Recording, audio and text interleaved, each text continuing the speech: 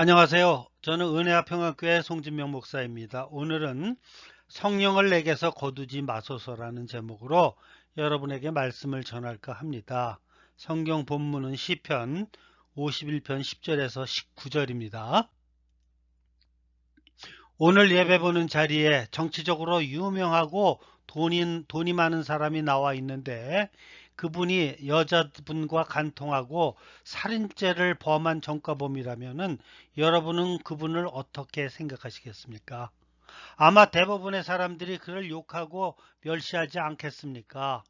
아마 이런 분은 정치 생명이 끊어지고 많은 사람들의 지탄을 받고 정계에서 사라졌을 것입니다. 그런데 여러분 중에서 우리가 너무 사랑하고 닮아가기를 원하는 분이 있는데 그분의 이름은 다윗입니다. 오늘 시편 51편은 다윗이 밧세바와 간음하고 우리아를 죽인 후 회개하는 참회의 모범적인 표본이라고 할 수 있습니다. 잘 아시는 바와 같이 다윗은 하나님이 너무 기뻐하셨던 사람, 그래서 하나님의 마음에 합한 사람이었습니다. 그럼에도 불구하고 어느 날 그의 인생 여정에는 결정적으로 오점을 남기는 범죄를 행했습니다. 그러나 그 후 그는 온전히 참회하는 모본을 보였습니다.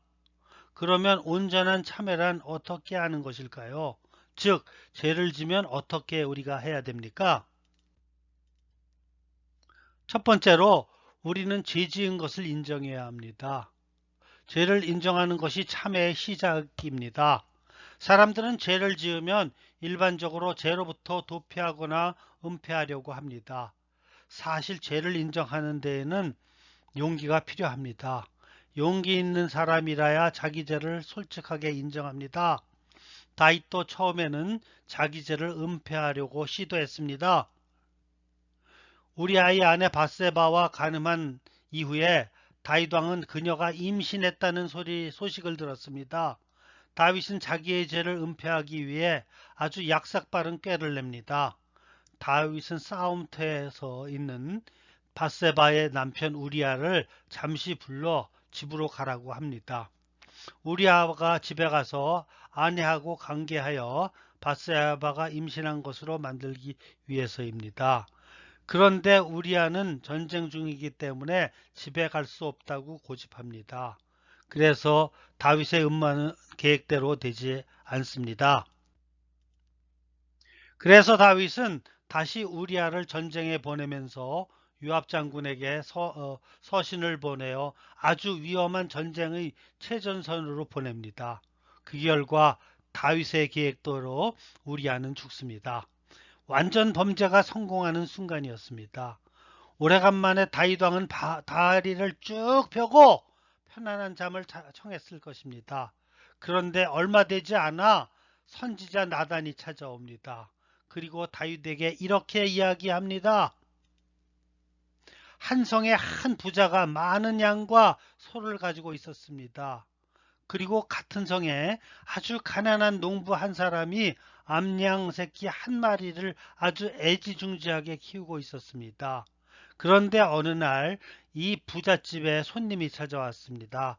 부자는 자기의 많은 양과 소를 아까워서 놔두고 한 마리밖에 없는 그 가난한 농부가 자식같이 기르는 암양을 빼앗았습니다.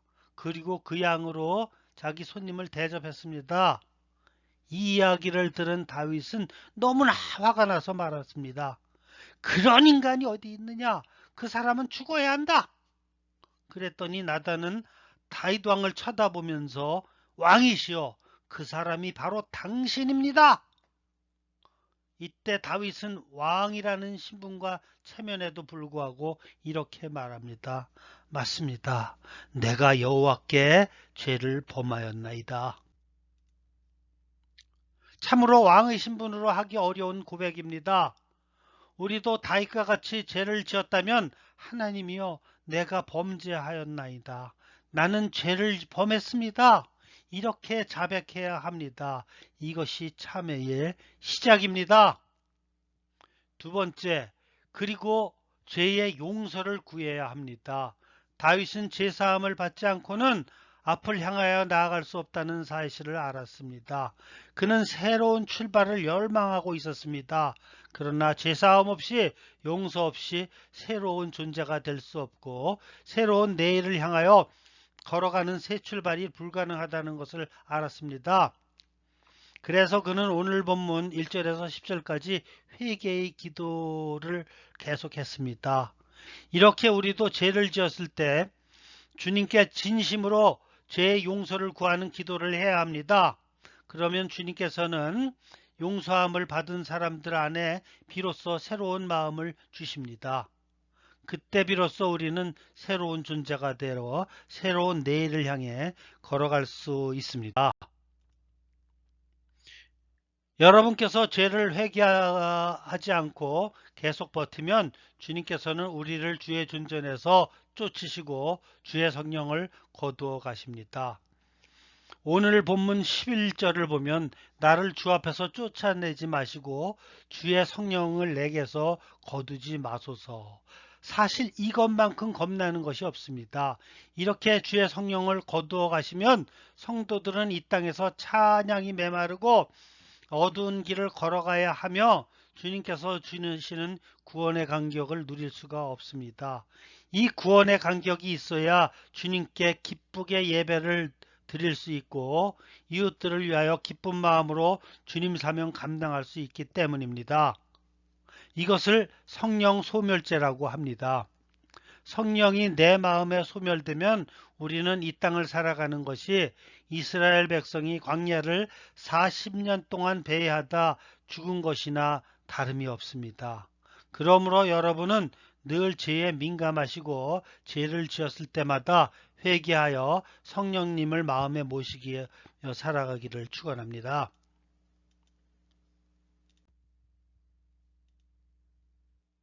여러분, 요한일서 9절을 보면 만일 우리가 우리 죄를 자백하면 그는 미쁘시고 의로우사 우리 죄를 사하시며 우리를 모든 불의에서 깨끗하게 하실 것이요 라고 말씀하고 있습니다. 사랑하는 성도 여러분, 참된 회개, 온전한 참회, 그것은 주님 앞에 정말 새로워지기를 열망하며 주 앞에 용서를 구하는 것입니다. 그의 풍성한 사랑, 그의 자비하심, 그의 자비와 주님의 대속의 은혜에 근거하여 예수 그리스도의 보혈을 의지하고 용서를 구하는 심령마다 주께서 새롭게 해 주십니다. 새로운 존재가 되어야 새로운 출발할 수가 있습니다. 그러므로 죄를 지었을 때마다 주 앞에 나와 담대히 용서를 구하는 여러분 되시기를 예수님의 이름으로 축원합니다. 그런데 죄의 용서를 구하는데 여러분이 다른 사람에게 피해를 입히거나 다툰 사람이 있다면 그분 앞에 가서 먼저 사과하고 화해를 청해야 합니다. 마태복음 5장 23, 4절에서는 이렇게 말씀하고 있습니다. 그러므로 예물을 제단에 드리다가 거기서 내 형제에게 원망들을 말한 일이 있는 것이 생각나거든 예물을 제단 앞에 두고 먼저 가서 형제와 화목하고 그에 와서 예물을 드리라고 말씀하고 있습니다. 우리는 부부 사이에 다툴 수 있습니다. 형제들 사이에도 다툴 수 있습니다. 교인들 사이에도 다툼이 있을 수 있습니다. 이럴 때 성경은 먼저 그들 사이에 화해하기를 원하십니다. 그런 후 하나님께 나와 예배드리기를 원하십니다. 만약 그렇지 않는다면 하나님은 우리 예배를 받아주지 않으십니다. 세 번째로 구원의 기쁨을 회복하는 것입니다. 여러분의 진정으로 죄의 용서를 구하면 하나님께서는 구원의 기쁨을 주십니다. 우리는 구원의 즐거움을 회복해야 합니다. 저는 이것이 참된 회개가 완성되는 순간이라고 생각합니다. 내 안에 구원의 즐거움이 회복돼야 내가 진실로 회개한 것입니다. 그것이 이루어지지 않는다면 내 회개는 아직도 부족한 것입니다. 회개의 완성은 내 안에 구원의 기쁨 혹은 즐거움이 회복되는 것입니다. 성도 여러분, 제 문제가 해결되지 못한 사람들의 영혼은 캄캄한 어두움의 감옥보다도 더 깊은 감옥입니다. 그들에게는 기쁨과 찬송이 없고 마음이 메말라 있습니다. 내 심정이 말라가고 진땀이 흐르고 삶의 의욕이 없어집니다. 그러나 주님이 나를 온전히 용서하셨고 나를 사랑하셨고 그리고 나를 변함없는 그의 자녀로 확신시켜주는 그 순간 내 안에 일어나는 구원의 즐거움과 기쁨의 간격을 회복시켜 주신다는 것입니다. 그래서 시편 기자는 12절에서 구원의 즐거움을 회복됩니다. 주의 구원의 즐거움을 내게 회복시켜 주시고 자원하는 심령을 주사 나를 붙드소서. 이 구원의 즐거움이야말로 이제 새로운 삶을 살 수 있는 중요한 출발점입니다. 참으로 구원받은 것이 기쁘고 감사하고 감격스러울 때 이것이 새로운 삶을 살 수 있는 에너지입니다. 구원의 기쁨 즐거움은 내 하나님을 위하여 그리고 이웃을 넉넉히 끌어안고 사랑하며 살 수 있는 크리스찬의 가장 중요한 에너지요 원동력이라고 할 수 있습니다. 성도 여러분, 제가 나를 지배하게 되면 하나님을 향하여 섬기고 싶은 자원하는 마음이 다 없어집니다. 지금 그 회복을 위하여 기도해야 합니다. 여러분의 마음이 감옥처럼 어두워지고 메말라 있습니까? 온전한 구원의 즐거움을 위해 기도하시는 여러분 되시기를 주님의 이름으로 축원합니다. 마지막으로 주를 섬기는 삶을 회복해야 합니다. 내 삶의 자리가 하나님이 기뻐하시는 삶의 모습이 되고 내가 온전히 바른 사람으로 회복될 그때에 주께서 내 예배와 찬송을 받으십니다. 하나님과 내 삶의 관계가 회복되지 않은 채 죄를 품고 있는 채로 있으면 하나님은 우리가 기도해도 안 들어주십니다. 찬양해도 연락하지 않습니다. 그것은 위선의 찬양이요 위선의 기도일 수밖에 없습니다. 예배 횟수가 많다고 해서 하나님이 기뻐하시는 것이 아닙니다. 자기의 죄를 회개하지 않고 하나님 앞에 바로 살지 못하는 자신의 모습을 인하여 슬퍼함이 없이 찬양과 기도를 드려봤자 하나님 앞에 아무 소용이 없습니다. 슬퍼함이 없이 찬양과 온전한 회개와 참회를 통하여 주님의 올바른 관계를 회복하게 될 때 내 삶의 자리가 하나님이 기뻐하시는 모습으로 회복될 때 그때 주님께서는 의로운 제사와 번제, 온전한 예배를 기뻐하십니다. 내 삶에 건강하게 회복되고 하나님과 올바른 관계를 맺고 정말 회개하고 일어나는 내 모습을 보셨을 때 주께서 내 찬양을 받아주십니다. 내 기도를 연락하십니다. 그리고 내 삶을 더욱 능력을 얻어 주 앞에 기뻐하는 모습으로 설 것입니다. 물론 다윗은 범죄했습니다. 그러나 다윗이 범죄했다는 사실 때문에 하나님께서 너는 내 마음에 합당한 사람이라는 칭호를 거두어가지 않으셨습니다.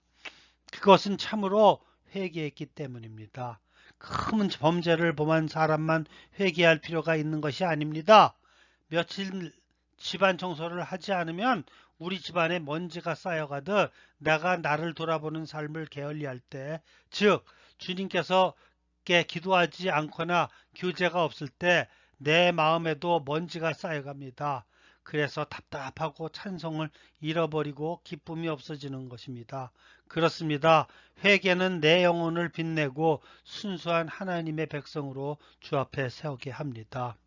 회개만이 참회만이 우리를 회복시킬 수 있습니다. 내 마음을 깨끗하게 해달라고 간구하십시오. 내 모든 죄가를 도말하시고 나를 깨끗하게 되도록 주님께 구하시기 바랍니다. 구원의 즐거움을 언젠가 내가 기뻐하며 흥분하고 감격하면서 주님을 섬겼던 그 삶을 회복시켜 달라고 간구하십시오. 여러분 그런 삶을 회복하셔야 합니다. 그냥 용서의 기도를 한 것으로 만족해서는 안 됩니다. 그래서 내가 하나님을 다시 섬기고 아름답게 주를 찬양하고 주의 백성들을 섬기는 그 삶의 자리를 회복하시는 여러분 되시기를 예수님의 이름으로 축원합니다. 아멘.